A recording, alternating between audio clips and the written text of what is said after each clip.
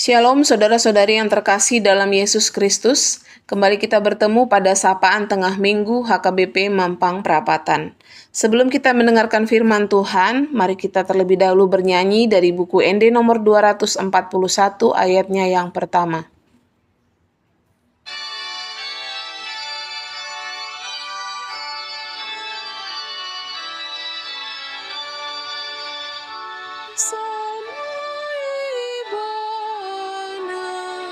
Sai tung tung dia jalan ingkani pasana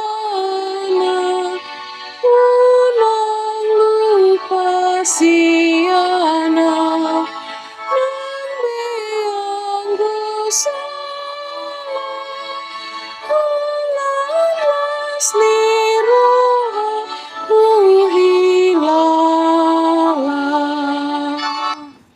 Firman Tuhan yang menyapa kita dari Markus 10 ayat 46 sampai 52. Demikianlah bunyi firman Tuhan.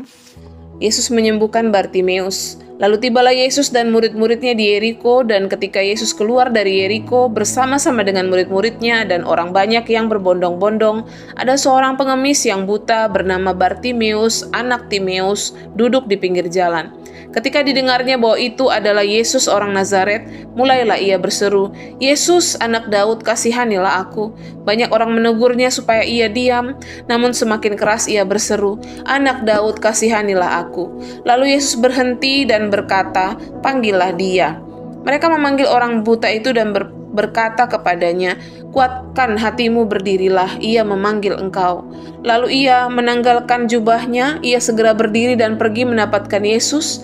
Tanya Yesus kepadanya, "Apa yang kau kehendaki supaya aku perbuat bagimu?" Jawab orang buta itu, "Rabuni, supaya aku dapat melihat." Lalu kata Yesus kepadanya, "Pergilah, imanmu telah menyelamatkan engkau."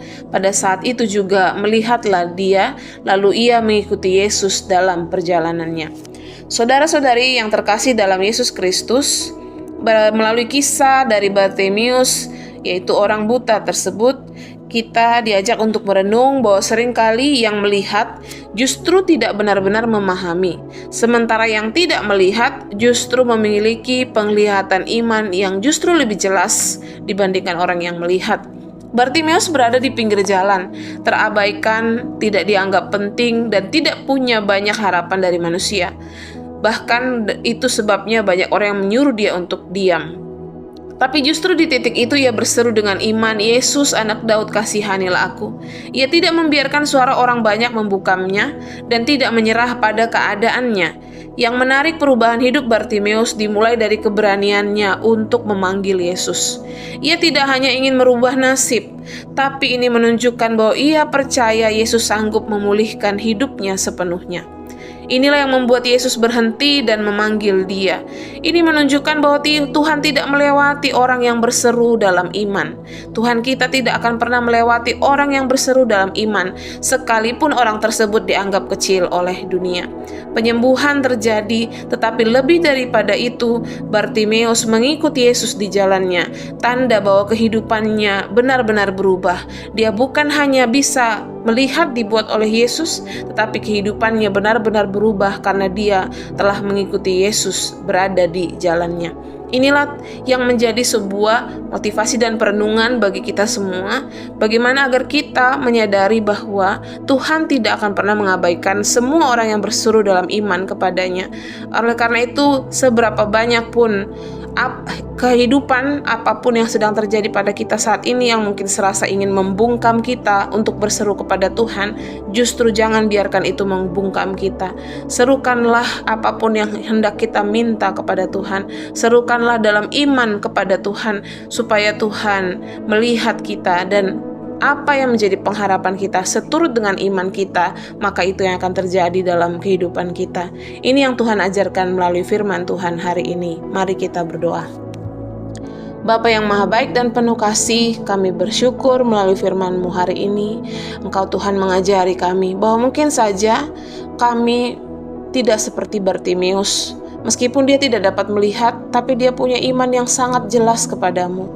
Bapa, biarlah Engkau melalui firman Tuhan hari ini yang Kau berikan bagi kami semakin Tuhan Engkau kuatkan. Kami sungguh ingin Tuhan selalu berseru kepadamu dalam iman kami yang penuh kepadamu. Apapun yang tengah kami hadapi yang mungkin hendak membungkam kami berseru kepadamu, kami tidak ingin itu menghalangi kami Bapa. Kami ingin selalu berseru kepadamu dalam segala situasi kehidupan kami, termasuk dalam situasi hidup terpahit dalam kehidupan kami. Kami akan serukan kepadamu dalam rasa percaya bahwa hanya Engkau yang sanggup memulihkan kami.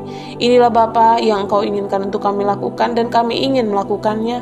Kuatkanlah kami Bapa untuk mewujud nyatakan firman-Mu di dalam kehidupan kami.